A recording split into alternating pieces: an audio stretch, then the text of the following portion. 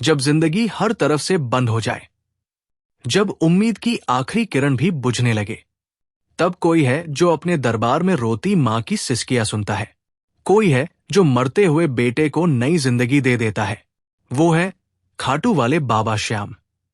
आज की ये कहानी उस मां की है जिसने अपने बेटे को खो दिया था, लेकिन श्याम सरकार ने उसे चमत्कारिक रूप से लौटा दिया। एक ऐसी सच्ची कहानी जो हर भक्त के दिल को छू जाएगी। सीमा, एक विधवा महिला, राजस्थान के झुंझुनू जिले के पास एक छोटे से गांव में रहती थी। उसका पति एक सड़क दुर्घटना में चल बसा था जब उसका बेटा रोहित केवल 2 साल का था। सीमा ने ठान लिया कि वो रोहित को हर हाल में पढ़ाएगी। उसने दूसरों के घर झाड़ू पोंछा करना शुरू किया, खेतों में मजदूरी की, यहां तक कि सर्दियों की रातों में सिलाई का काम भी करती। गांव में सब उसे जानते थे।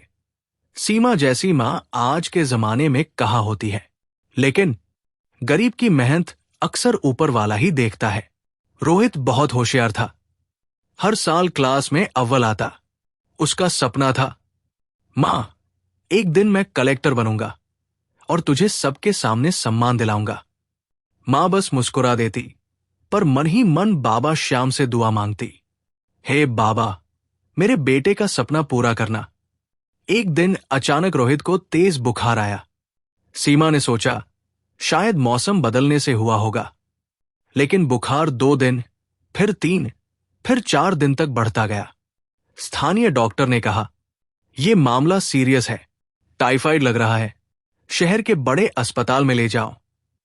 सीमा के पास पैसे नहीं थे। गांव वालों से उधार मांगने गई। किसी ने कहा, हमने पिछली बार भी मदद की थी।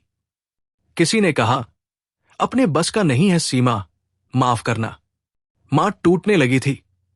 रोहित की हालत इतनी बिगड़ चुकी थी कि वो बेहोश हो गया था। हाथ पैर ठंडे पड़ चुके थे।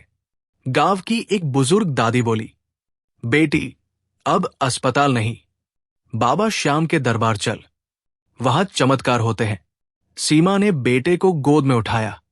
न आंखों में नींद थी, न पाव में जान, बस एक विश्वास था, बाबा श्याम। सीमा खाटू श्याम जी के मंदिर पहुंची। भीड़ बहुत थी, लेकिन किसी ने रास्ता दिया। ये मां अपने मरते बेटे को लेकर आई है, जाने दो इसे बाबा के पास।